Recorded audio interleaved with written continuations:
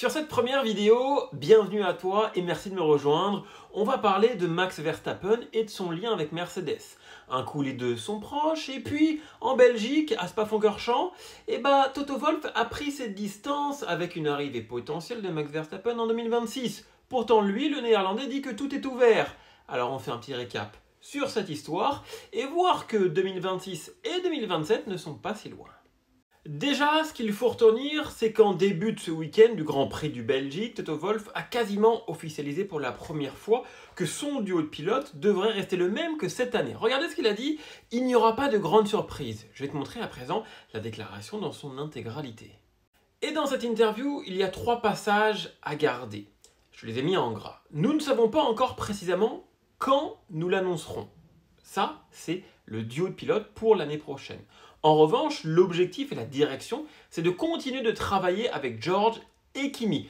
Il le dit, c'est leur priorité, c'est sa priorité, même si, évidemment, il ne doit pas ignorer ce que veut faire Max et ce que va faire Max. Mais clairement, si on lit entre les lignes, chez Mercedes, ça ne devrait pas changer.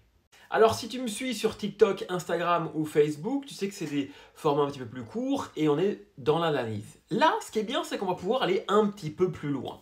Ici, clairement, on voit que Verstappen et Mercedes n'ont pas réussi à se mettre d'accord. Parce que les deux, ça se sent, ont envie de bosser ensemble. Du coup, si on va un petit peu plus loin, il y a plusieurs raisons potentielles qui expliquent pourquoi Verstappen ne va pas chez Mercedes dès l'année prochaine. La première raison, ça peut être des raisons financières. Aussi simple que ça, tout simplement, peut-être que Mercedes n'a pas envie de mettre autant de budget sur Max Verstappen dès l'année prochaine. Peut-être que Max Verstappen a été trop gourmand, peut-être qu'il demandait plus d'argent. Pour info, si Mercedes rachète le contrat de Verstappen l'année prochaine, il gagne des mois et un mois de salaire écoulé, c'est un mois de salaire en moins à racheter. Deuxième explication potentielle, c'est peut-être les garanties sportives données par Red Bull. L'année prochaine, Red Bull aura un moteur Ford. Alors est-ce que Ford va bien s'en sortir ou pas? C'est la grande question concernant l'année prochaine.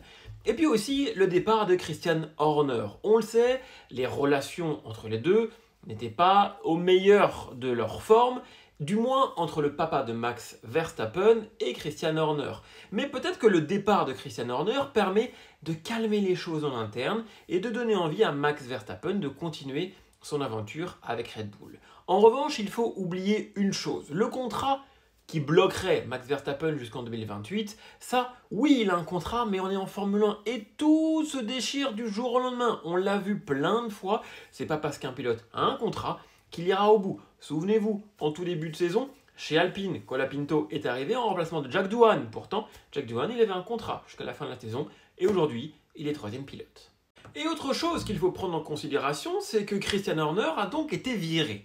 Et il a été remplacé par cet homme, juste ici, Laurent Mekies.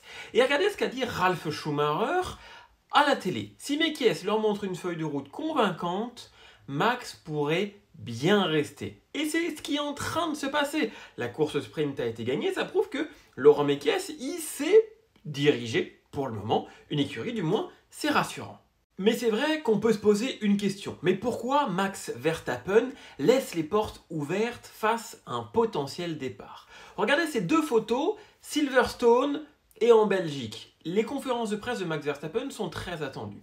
Comme le disait Zak Brown, le boss de McLaren, si Max Verstappen était si heureux, il le dirait en conférence de presse. Je reste chez Red Bull. Point. Sauf que non, il ne le fait pas. Et ça, pour le coup, c'est assez intéressant parce que lui, en interview, il le dit.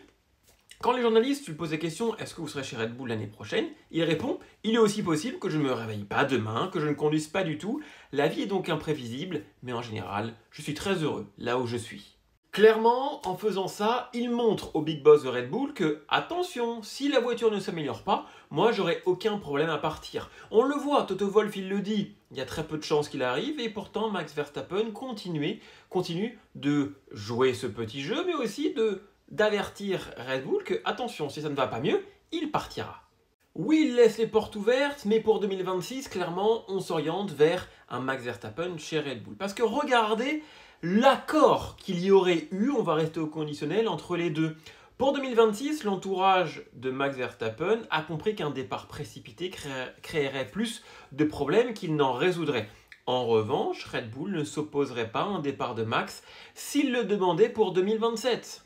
Et clairement, en 2027, ça va se jouer entre les 3 pilotes, Russell, Verstappen, Antonelli, 2 sièges pour 3 pilotes. Moi, si je donne uniquement mon avis, je pense que Max Verstappen ira chez Mercedes, Russell sera son coéquipier parce que Russell, il est quand même très performant, et Antonelli, pour le moment, sa première saison est moyenne, il est encore jeune, on a encore la possibilité de le former dans une autre écurie, et dans quelques années, parce que Russell, il se rapproche de la trentaine, donc il est vieux pour certains, même si évidemment l'âge ne veut rien dire, on le voit avec Hamilton, on le voit avec Alonso, et bien ça sera le bon moment pour qu'Antonelli revienne, si encore une fois, il performe bien dans une écurie B.